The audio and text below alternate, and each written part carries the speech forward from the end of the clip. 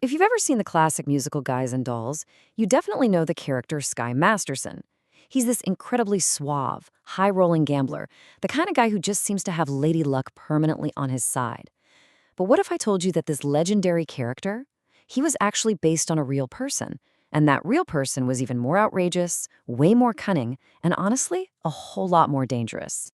That song, Luck Be a Lady, it just perfectly captures that high-stakes world Sky Masterson lived in. He's a man who lives and breathes by the odds, right? He's betting on anything and everything and always trusting that this incredible luck of his is going to pull him through. It's pretty much the fantasy of every gambler. Okay, but this is exactly where the fiction ends and a much, much wilder reality begins. See, the man who inspired Sky was no Broadway hero, not even close. He was an illiterate, unbelievably charming, and yes, sometimes lethal road gambler named Titanic Thompson. All right, let's get into this. So to really understand the legend, you have to meet the man first. And believe me, he wasn't born a legend. He was born Alvin Clarence Thomas, a name that he would eventually shed right along with his past. This slide, this really shows you the incredible distance between where he started and where he ended up. This wasn't some sophisticated character from a movie. This was a poor, uneducated farm boy who left home with basically nothing but the clothes on his back and pure cunning. And he used that cunning to build an absolute empire of hustle. And he got started early. I mean, as a kid, he was already a prodigy of deception. While all the other boys were out playing, he was teaching himself to shuffle one-handed, how to deal from the bottom of the deck, and even how to mark cards with his fingernails in the middle of a game. These weren't just party tricks. They were the tools of a trade he was basically inventing as he went along.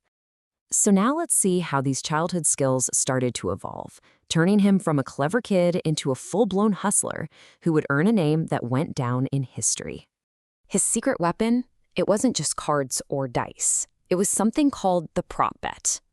And this was his true art form, betting on things that seemed absolutely impossible to the average person, but for him, they were a dead certainty. And his genius for the prop bet showed up really early. Just try to imagine this. An 11-year-old kid convinces a grown man to bet his prized fishing pole that his dog can do something impossible. So how in the world did he win that bet? It's so simple, so audacious, and absolutely brilliant. It was never about having a smart dog. It was all about insane preparation. That fisherman never stood a chance. In this, right here, became Thompson's lifelong mantra. Never bet on luck when you can engineer a sure thing. By the time he was 20, he was already a master. He walks into a pool hall in Joplin, Missouri, and proceeds to clean everybody out of $500, which is about 15 grand today. But he wasn't done. He sees a sign offering $200 to anyone who could jump over the new pool table. So what does he do? He drags a mattress into the room, takes a running start, and just dives clear over it. And this is just a perfect illustration of how a legend gets his name. The angry owner, having just lost a pile of money, accidentally gives him the moniker that would stick for life. He wasn't Alvin Thomas anymore. He was Titanic. So, with his brand new name and a bankroll that was getting bigger by the day, Titanic hit the road. And his proposition bets? They became the stuff of legend. The man would bet on absolutely anything. He claimed he could throw a walnut over a building. And he did it because he'd filled it with lead. He once bet Al Capone himself that he could throw a lemon over a 5-story building, and won because an associate secretly swapped it for one that was filled with buckshot. He'd bet he could drive a golf ball 500 yards, then he'd just wait for winter and drive it across a frozen lake. You see the pattern here? Titanic never gambled. He performed. And don't make the mistake of thinking he was just a trickster. His skills were terrifyingly real. He was such a master golfer that Ben Hogan, one of the greatest to ever play the game, called him the best shotmaker he had ever seen.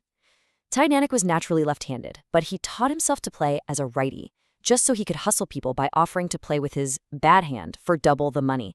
Just genius. Well, this level of talent and pure audacity inevitably took him from hustling small-town suckers to playing in the most dangerous high-stakes games in America. And that put him face-to-face with the country's most notorious gangsters. His most infamous brush with the underworld came back in 1928. He helped fix a poker game where the absolute kingpin of New York's organized crime, Arnold Rothstein, lost a fortune. When Rothstein refused to pay up, he was murdered. Titanic was called to testify in what they were calling the crime of the century.